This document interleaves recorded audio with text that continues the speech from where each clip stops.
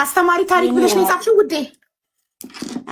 የቤተሰብ ነው ያኔ እኮ አስተማሪ ታሪክ ነው። አይዋ ኦኬ እሺ ውዴ ጀምሪ። እሺ እኔ የገጠር ልጅ ነኝ። ገጠር ነው ተወልጄ ያደግኩት እና ወንድሜ ከጎረቤት አግብቶ ነበረ። ትንሽ ድምፅሽን ከፍ አድርጊ ውዴ። አይሰማም? አዎ የክፍለ ሀገር ልጅ ነኝ። ወንድሜ የጎረቤት ልጅ አግብቶ ነበር እስከሚል ይሰማል ነበረ።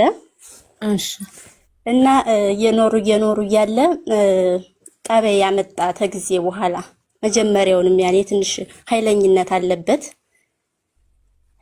ከዛ ሲኖር እናቴ ጋም ይገላምጣታል። አባቴን እንኳን ምንም አይለውም። እናቴን ይገላምጣታል፣ ብዙ ነገር እንትን ይላታልና ለሚስቱ ምከሪው፣ ጠበይ ከጊዜ በኋላ ነው ያመጣው፣ ለምንድን ነው እንደዚህ የሚሆነው እያለች ትላታለች።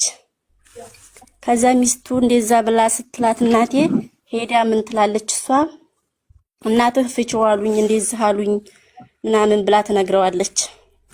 ሚስትየው የዛን ሰዓት እሱ የመጣ ደግሞ ለምን እንዲህ አልሽ፣ ለምን እንደዚህ አደረግሽ ምናምን ይልና እናቴን ብዙ ነገር ይላታል። ያው አይመታትም ግን ገላምጣታል፣ ይሰድባታል ምናምን።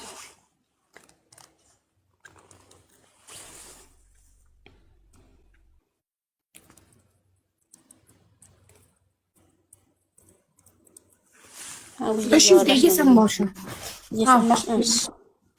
ከዛ ሲኖሩ በመጨረሻ ላይ 2 ዓመት ምናምን ሆኖ ሄዱ። ከቤተሰቦቿ ወሰደችው። እሺ እዛ ቤተሰቦቿ ጋር ሄዱ። ተኛ ጋር በቃ መጨረሻ ላይ ሲጣሉ በጣም ተጣሉ። ከእናቴ ጋር ሊገላት ሆነ። እዛ ይዘው ሄደች፣ አብረው ሄዱ።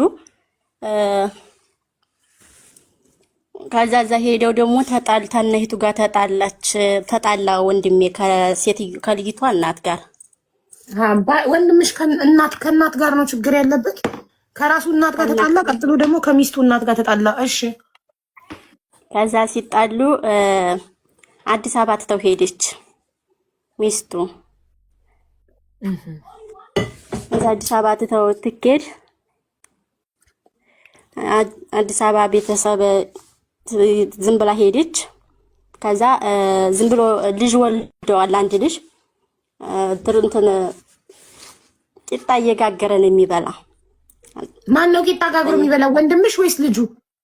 ወንድሜ እዛው ቤት እነሱ ቤት ሆኖ ትተው ሄደች። ሲጣሉ ቤት ትተው ሄደች። ከቤተሰቦቿ ቤት ሄደች። ኦኬ ከዛ ቤተሰቦቿ ቤት ትተው ሄደች።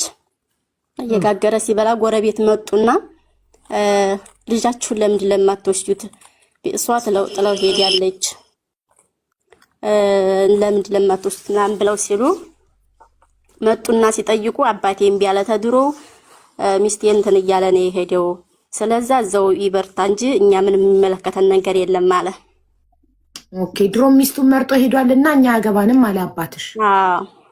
ከዛ እንደዛ ሲል እናቴ ደግሞ ለምን በቃ ጸባውን ታስተካከለ ተመክረውት እንደ ድሮ የሚሆን ከሆነ ይመለሳል አለች። እንግዲህ የሚጣለው ከሷ ጋር ነው እንጂ ከሱ ጋር አይጣላም። ከእናትሽ ጋር ነበር ጸቡ። ግን እናት በጣም ይቅር ባይ ስለሆነች አባትም ቢቢልም እናት ግን ይምጣ ልጄ ከዛ ተጣሉ። እምቢ ስትል ይኸው ተጣሉ። በቃ እንደዛ ከሆነ የራሴን ድርሻ ክፈልልኝ፣ እኔ ልጄን ሰበስባለሁ አመጣለሁ አለች። ኦኬ አይ ካልሽ በቃ እንደዛ ከሆነ እኔ ለራስሽ ብዬ ነው እንጂ እኔን እንግዲህ ምንም ብሎኝ አያውቅም። ለራስሽ ብዬ ነው። እሺ እንደዛ ከሆነ ይምከሩት፣ ጠባውን ያስተካክል፣ እንደ ድሮ ይሁን፣ እኔ የፈለገውን እናደርግለታለን፣ ይምጣ አሉ። ተነጋገሩና መጣ። መክረውት ተታረቀ። ያው እየኖረ እያለ በበጋ ነው እንደዚህ ያመጡት። እዛው ያው ገጠር ስለሆነ እርሻ ነው የሚታረስና እያረሰ እየኖረ አብሮ መስከረም ላይ ዳሩበት። እሱ በመጣ በሳምንቱ እኛ ቤት በመጣ በሳምንቱ እሷ አዲስ አበባ ተመለሰ። ከቤት ሲወጣ ማን ተመለሱ? ሚስቱ ሚስቱ አዲስ አበባ እሱን ጥለዋል ነበር ሄደችው። ከቤተሰብ ቤተሰቦቿ ቤት ሄደች መስሎኝ ነበር። አዲስ አበባ ነው እንደሄደችው? አዲስ አበባ ነው። ቤተሰቦቹ ጋማ መጀመሪያ ከቤት ተኛ ቤት አልስማማ ሲል በጣም እናቴ ጋር እንትን ሲል አባቴ ወይ በርህን ቀይር በርህን በሌላ ጋር ክፈት ወይንም ደግሞ እንደፈለክሁን ብሎ አለው አባቴ ሲለው ከዛ የራሷ ቤተሰቦች ጋር ሚስቱ የወንድምሽ ሚስት የራሷ ቤተሰቦች ጋር ሄደች መስሎኝ ነበር ነው ያልኩት እኔ። ሁለቱም ናቸው የሚሄዱት ይዘው ነው የሄደችው። ኦኬ እዛ ቤት እኮ እንደሆነ ነው ታናይቱ ጋር ደግሞ የተጣሉት እኮ። በቃ ወደኋላ አትመለሻ። ከዛ ጥላው የሄደችው የራሱ ቤት ነው። ከእናቷ ጋር ሲጣላ ወንድምሽ ከሚስቱ እናት ጋር መጀመሪያ ወንድምሽ ከራሱ እናት ጋር ተጣላ። ለሚስቱ አግዞ ሚስቱ ባወራችው ወሬ ለሚስቱ አግዞ እናቱን ካልገደል እኮ አለ። ከዛ ወጡና ከእናንተ ቤት እሷ ሚስቱ ደግሞ የወንድምሽ ሚስት ባሏን ይዛ እናቷ ቤት ገባች። ባሏን ይዛ እናቷ ቤት ገባች ደግሞ እና ደግሞ በእናቱ በለመደው ደግሞ ከሚስቱ እናት ጋር ተጣላ። ከሚስቱ እናት ጋር ሲጣላ ደግሞ ከቤት ወጡና ለብቻቸው መኖር ጀመሩ አይደል? አይ አልኖርም እዛው ቤት ነው ያኔ ግቢ አንድ ግቢ እዛው እናቷ ቤት ነው እንዴ ጥለው ሄደችው? አዎ ከእናቷ ቤት እኮ ነው ጥለው ሄደችው። እንዴ እናቷ ቤት ውስጥ ባሏን ባዳ ጥላ ጠፋች ወደ አዲስ አበባ? አዎ ጥላው ትኬድ። ከዛ እሱ ደግሞ ሚስቱ ጥላው ጠፍታ የሚስቱ ቤተሰቦች ቤት ያለ ሚስት ብቻውን እየኖረ ነው። እናንተን ሰዎች ያለ ልጃችሁን ውሰዱ ያሏችሁ? አይዋ ሲያሳዝን። ምን ሆኖ የሚስቱ ጥላው ጠፍታ እሱ ምን ያደርጋል እዛ ቤተሰቦቿ ቤት የሚኖረው? ከዛ እንደዛ ሆነ። ያው መጣ እየኖረ እያለ እሷ በመጣ እኛ ቤት በመጣ በሳምንቱ መጣች እሷ ተመልሳ ሲወጣላት። አሃ ከእናት ከአባቷ ቤት ሲወጣላት በሳምንቱ ወደ ቤተሰቦቿ ቤት ተመለሰች። ከአዲስ አበባ ከጠፋችበት ወደ ቤተሰቦቿ ቤት ተመለሰች። ኦኬ ተመለሰች። ከዛ እየኖሩ እሷም እዛው እየኖረች ነው። እናስታርቃችሁ ምንም አላሉም። ያው የወሰደው ዕቃም እንዳለ ያው ሰማንያቸውም ሁሉም እንዳለ እዛው ነው። መጣ እንዴ መልሶ አልሄደም። ኦኬ ከዛ እየኖረ እያለ መስከረም ላይ ዳሩበት። ማን ተዳረ? እሷ ሚስቱ አገባች። እሷ ቀድማ ተዳረች፣ እሱ ሳያገባ እዛ ገባች። ኃይለኝነት አለበት በጣም እና አልሰማም። ቅዳሜ ለእሁድ አጥቢያ ነው የዳሯት። እንደ ይሰማ ብለው እንደ ድብቅ ነገር የትንሽ ልጅ አሁን ያገባ የለ ድብቅ እንደዛ ዳሩበት። እና እኔ ውሃ ሄጄ ስቀዳ ከሌክ ዛሬ እኮ የወንድምሽ ሚስት ሰርግ ነው አሉኝ። እዛ እንዴት ስላት አይ እኔ እንጃ ዛሬ ሰርጓ ነው ብለው ሰምተናል አለኝ። ከዛ ሄድኩና ቤት እናቴ ዛሬ እንዲህ ነው ስትለኝ ይሄንን የውሃ ወሬ እያመጣሽ እዚህ አታወሪብኝ ምናምን አለችኝ እናቴ። ኦኬ ከዛ የውሸቴን ዝም ብሎ መስሏት። ኦኬ ከዛ በማግስቱ ጠዋት የሆነች እዛው የጎረቤታቸው ሴት መጣና ምራታችሁ እኮ አገባች ልጃችሁ ጋር ተፋተው ነው ወይስ እንዴት ነው አለች። ዴኒ እኮ ማታ ልጅ ስታወራ አውቃ መስለኝ ነበረ። ለካ እውነት ነው። አዎ እና ቀውንም ታይሰጡት ሰማንያቸውንም ሳይወርዱ እንዴት ሊድሩ ይቻሉ? ከዛ አባቴና እናቴ ተመካከሩ። እንዴት እንደዚህ ነው ተብሏል፣ እንዴት ነው የሚሻለው? ከዛ አባቴ አይ እነሱ እንግዲህ ምንም ይመጣብናል ብለው ስላላሰቡ እኛ ምንም ማሰብ ያስፈልገንም የመጣውን ነገር መቀበል ነው አለ አባቴ።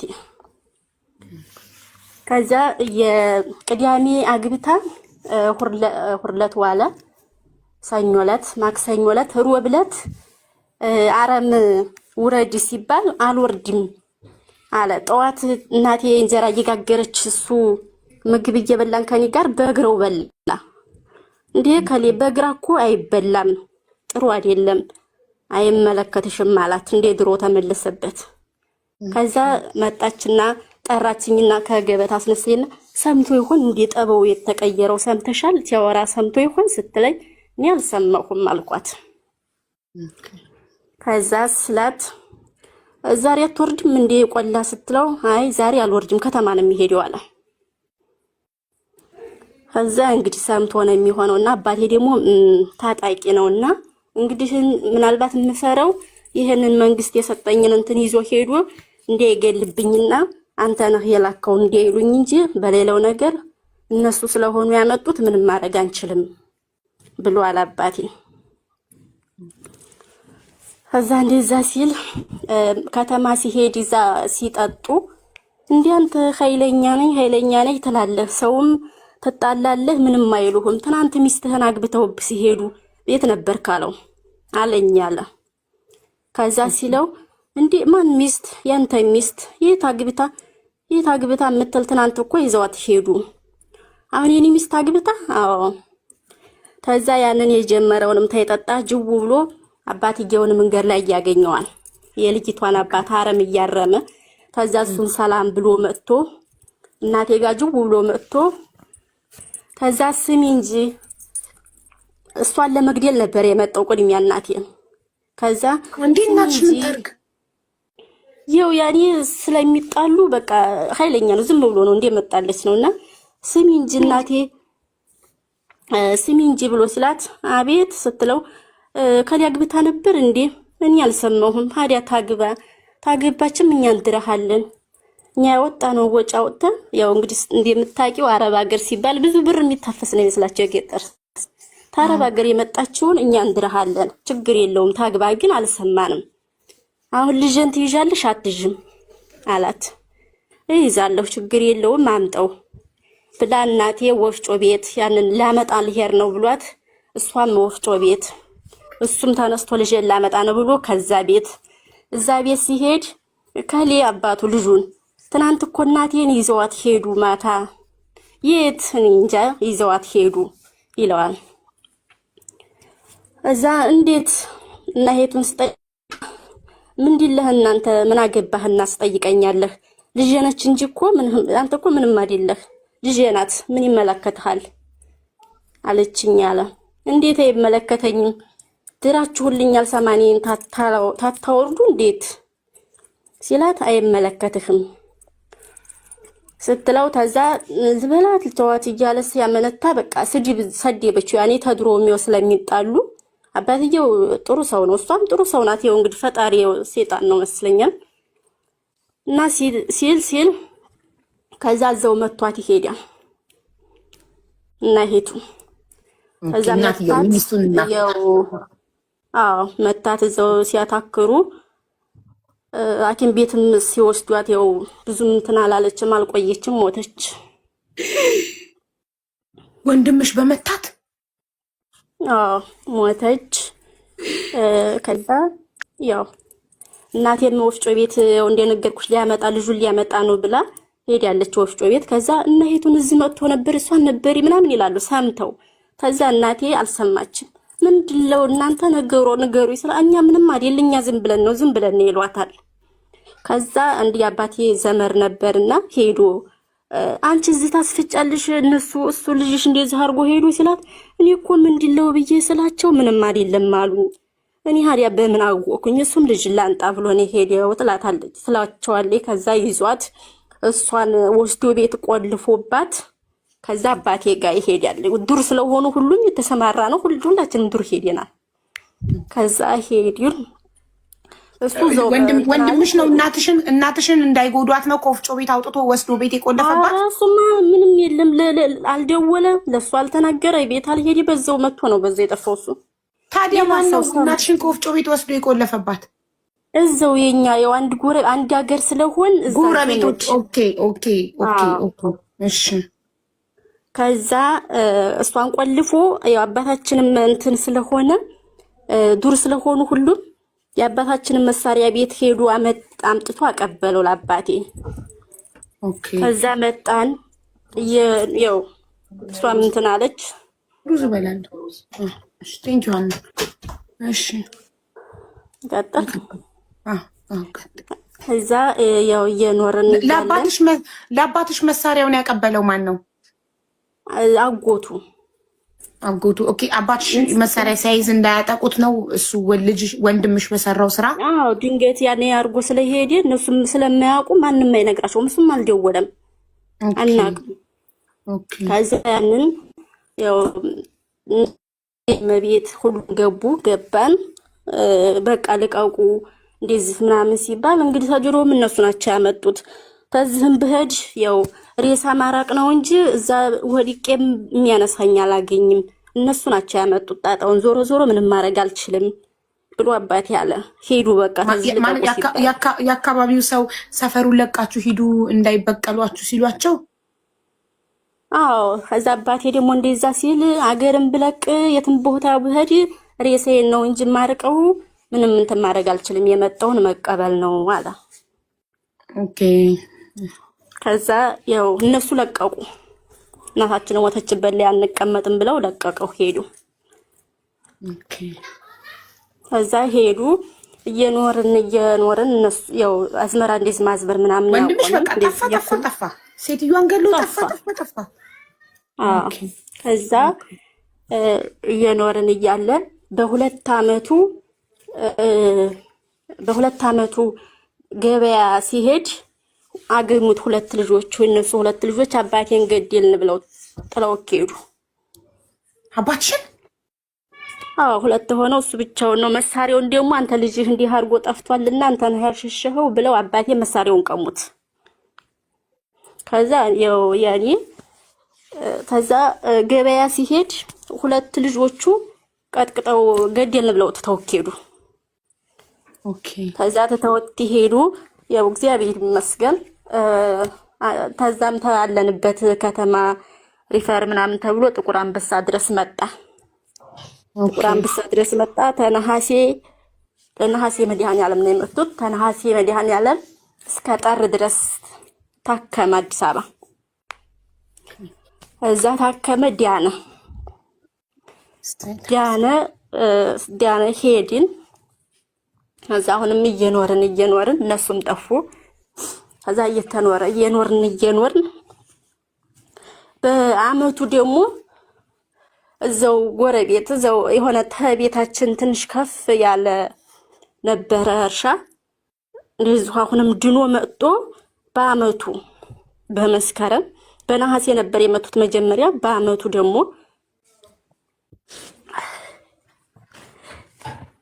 ከዛ ወደ መንደር ሲሄድ በመሳሪያ ገደሉት የሴትዮዋ ልጆች። አዎ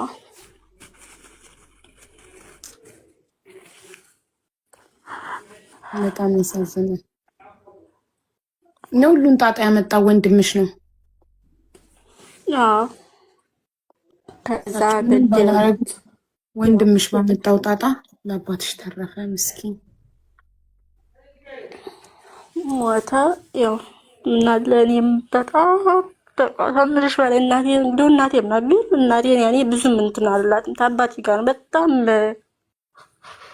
እንደ እናትም እንደ አባት በጣም ነው። ከምን ልበልሽ ወንድምሽ በቃ ጠፋ። አዎ ጠፋ። እንደውም በባህል ጊዜ አሁን ተይዟል።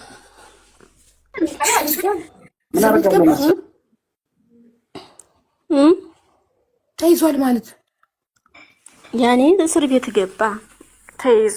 መታሰሩ ላልቀረ አሁን እሱ ወዲያው እጁን ቢሰጥ ኖሮ ባይጠፋ ኖሮ አባትሽ አይገደልም ነበር አይደል? አይ ቀርለትም። ያኔ እሱ አጠፋ ብለው አይደል የሚገሉት እነሱ የእናታቸውን ነው እንጂ ማለት ደም ለመመለስ እሱ ቢጠፋማ አይገሉትም ነበር። እሱ ታስሯል፣ በቃ ደማቸው ታሰረ ማለት ፍትህ አገኙ ማለት ነው አይደል? አይ ያረ እንደዚህ ያስቡ እሱም ታስሮላቸው እንደገና አባትሽን የሚገሉ ነበረ። እሱ ባይጠፋ ኖሮ እሱ መጥፋቱም መያዙም እሱ ቢሞተላቸው ሊሆን ይችላል እንጂ መያዙ እስር ቤት ምን እንትን ይላቸዋለሽ ነው። ህግ የለም ማለት እኮ ነው። ገጠር ግዴታ ሰው በእጁ ነው የሚበቀለው ማለት ነው። ማለት ስንት አመት ሆነው ቆይቷል? የቆየ ታሪክ ነው። አባቴ ተሞተ 7 አመቱ። አሁን መስከረም አለፈ እኮ ቅርብ ጊዜ ማለት እኮ ነው። ከ7 አመት በፊትም ገጠር ላይ እንደዚህ ነገር አለ። ህግ የለም። እሷ ደግሞ ያው 3 አመት ነው የሚበላለጡት። 10 አመቷ እኮ እነሱ ሳልተያዙም አባትሽን የገደሉት ልጆች ህግ እነሱ ተድሮም ለቀው ሄደዋል። በዛው ገደሉ፣ በዛው ጠፉ።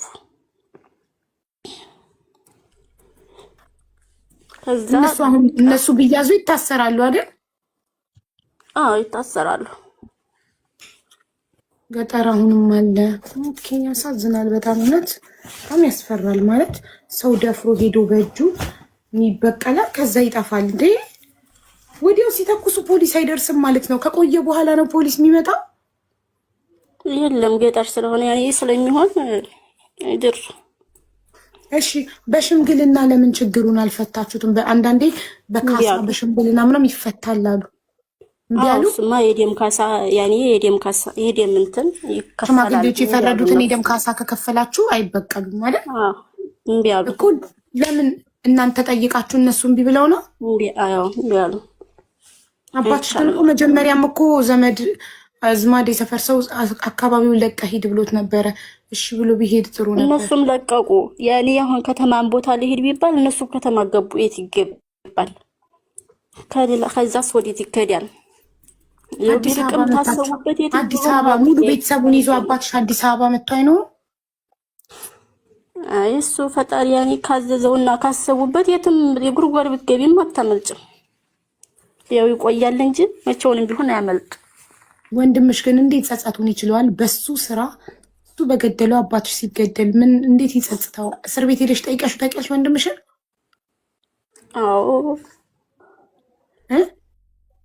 አዎ ጠይቃለሁ። እንዴት ነው ጸጸቱ? በሱ ምክንያት አባቱ መገደሉን ሲያውቅ ምን ተሰማ?